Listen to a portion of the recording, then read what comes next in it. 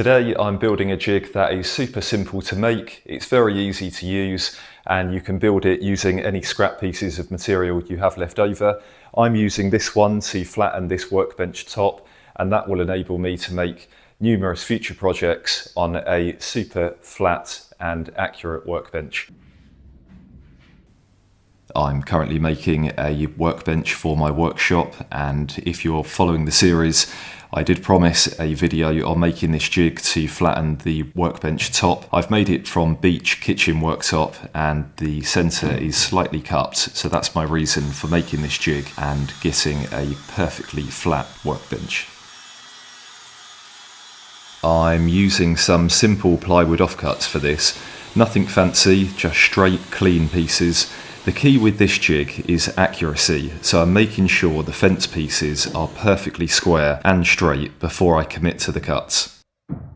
These pieces you can see here are the side guide rails, and I'm using my 3-metre factory edge just to make sure they are perfectly straight, which they're not, so I'm going to have to cut those and mark which face I'm going to use. Once everything is marked and cut to size, it all starts to come together pretty quickly. This jig is simple, but when it's built properly, it can be incredibly accurate. I've seen a few versions of this jig bouncing around on the internet, and I will say I think making it from man-made material, like a good quality plywood, is far superior than using timber. Okay, so we now have all the pieces we need to make our jig. These two side pieces are 25mm plywood. I recently replaced the floors in my house, so I've got lots of offcuts. It doesn't really matter what they are. All that really matters is that you've got a true, perfectly straight edge on either side, because whatever those edges are whatever are going to be mirrored into the workbench top, and we don't want rolling Dorset heels. For the base, this is 2 bits of 11mm MDF. I made up some windowsills in the house, and this is actually quite good for this purpose because of the glue joint, it's quite rigid. So we've got 22mm as a base, and next we need to cut out a slot in order for the router bit to drop through. For the sides of the sled, I've got some, I think this is 18mm marine ply. I did a wet room in the house a couple of years ago, and for anyone who's ever done a wet room before, you'll know exactly what that is. Again, all that really matters is the edges, that they're true and they're straight, because when we glue and screw these together, these are going to pull up the base and make sure that it's nice and flat. So if we've got straight edges on the long parallels, we know that that way is going to be flat, and if these are true and flat, we know that across is also going to be flat. So hopefully we end up with a very stable, flat workbench.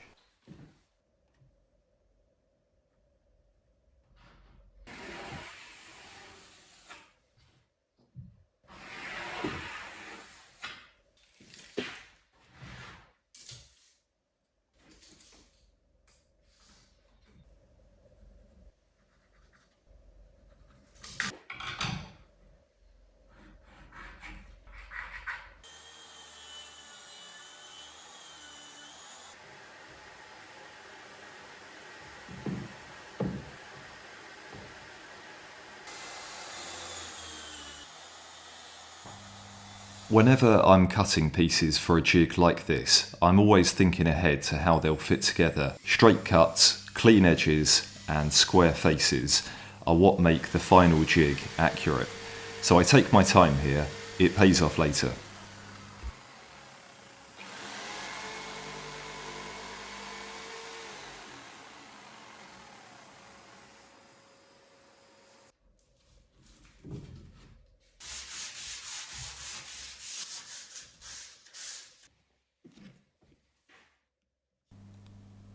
This part isn't strictly necessary, there's no need to square up these corners as the router bit won't get near them. It's just a very me thing to do. I know it's there, so I just want it to be right.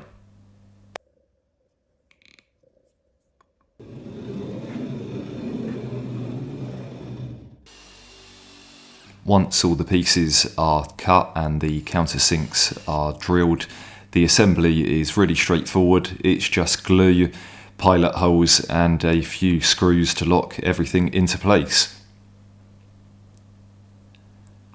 With a jig like this, the accuracy comes from taking your time here. Keeping everything straight and square now means it'll be dead on every time that I use it.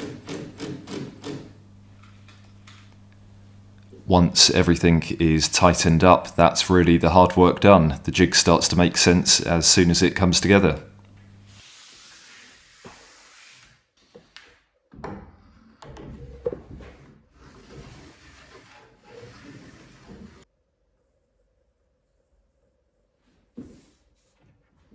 To flatten the top, I've brought a new router bit. This one is 25mm in diameter. It's flat bottomed, and this workbench is 2 meters long, so we're roughly looking at about 50 passes. So I thought it was worth going for a wider and a new router bit just to speed up the process and get a good finish.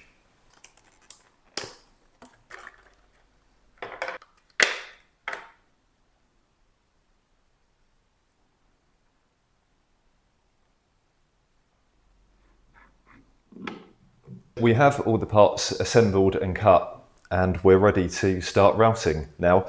The sled is dried whilst I had lunch. That sounds nice, doesn't it? So the next stage is to attach the side rails with the cut face up onto the sides. I'm going to clamp it either end, and just to be safe, I'm probably going to put a screw in the centre through the beech worktop either side, just to stop the rails sagging in the centre. But as a cabinet maker, I don't like the idea of any kind of mark in my workbench top.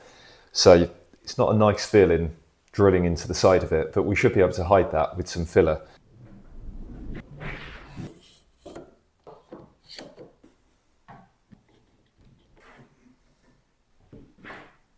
Set this to 5mm.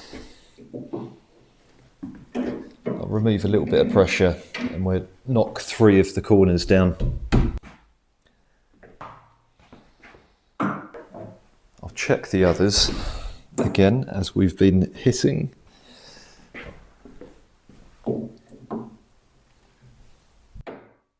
And the 4th corner, that can remain untouched for now.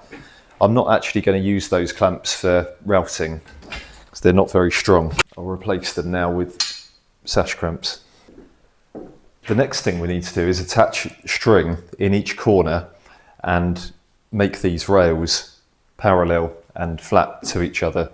So to attach the string, what I'm going to do is use a pan head screw and a washer and trap the string between the washer and the rails on here.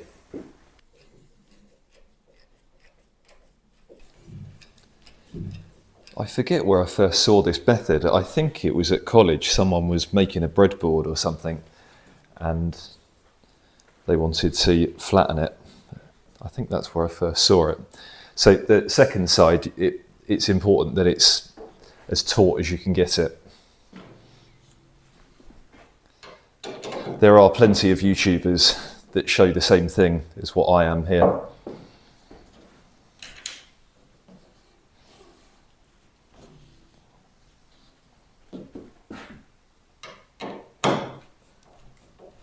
And now the name of the game is to adjust this final corner so that the 2 bits of string are just touching, not so that they move each other, but just so that they're touching. And in order to be able to do that, what we need to do is put the thickness of this bottom string underneath the corners of the top string, just to account for the thickness, because it doesn't matter what the thickness of the string is that you're using, but you need to account for that. So I'll cut a couple of pieces and put that under. So eyeballing that through, it looks like this corner needs to go up ever so slightly, a fraction of a millimetre.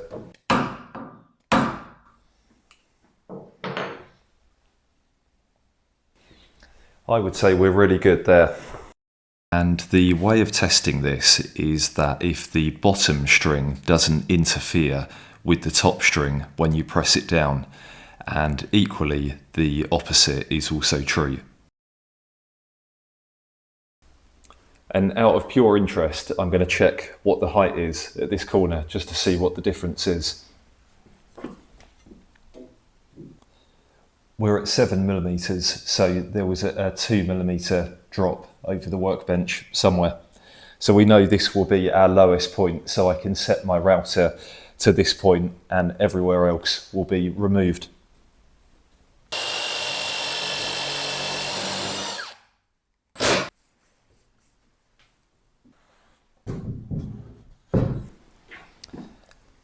So now what I'm going to do is plunge the router so the bit is touching the workbench in the lowest corner, and that should mean that we remove a maximum of 2mm elsewhere on the workbench, and this will be the lowest point. What I'll probably do is, using the micro adjustment, is lower it down 0.5 mm just so we remove something absolutely everywhere. We've just got to be careful of the fixings for the workbench to make sure the router bit doesn't strike the metal, but when we get close to them, we'll have a look. A final trick is just a tea light candle, some wax. I'm just going to rub this all over to help the router base slide along. I always have these in the workshop for hand planes, but they serve a lot of purposes.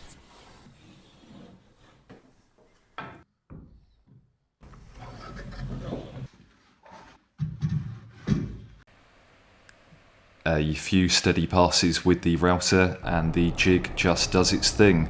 Simple, controlled and accurate.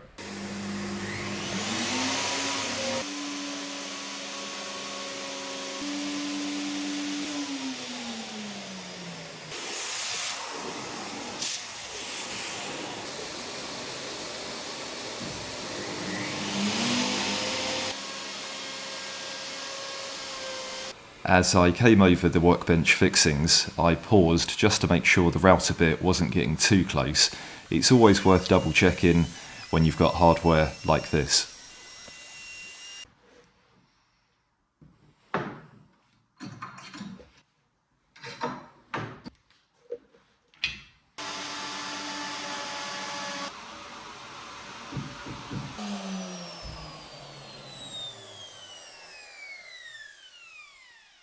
There we go, the final pass. So that took, where's my calendar? No, it wasn't too bad. It took about 4 or 5 hours, to be honest, to do 2 meters by 1 meter. What slowed me down the most was having to stop and vacuum after every pass. If you had a good router, it would be a lot quicker, probably half the time, I would say. But anyway, I'm pretty happy with that. I'm really intrigued to get a straight edge across and see what it's looking like. First, cleaning up.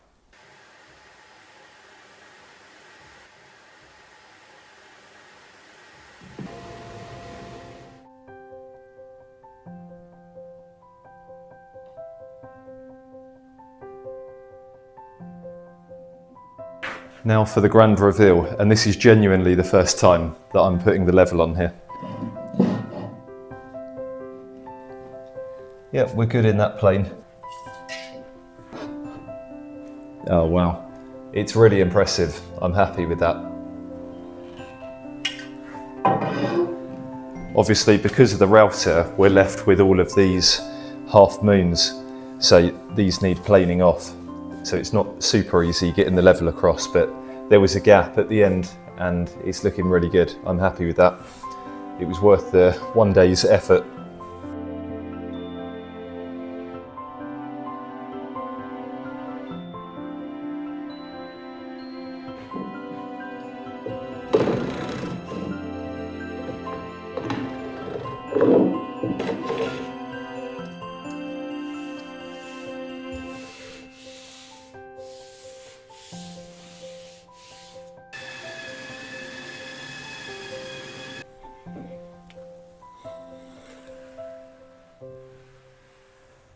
There we are, the bench is nicely flattened. I'm very happy with it. This was a very simple jig to make, and it's the little things in a workshop that make a big difference. As always, guys, thank you for being here. I'll see you on the next one.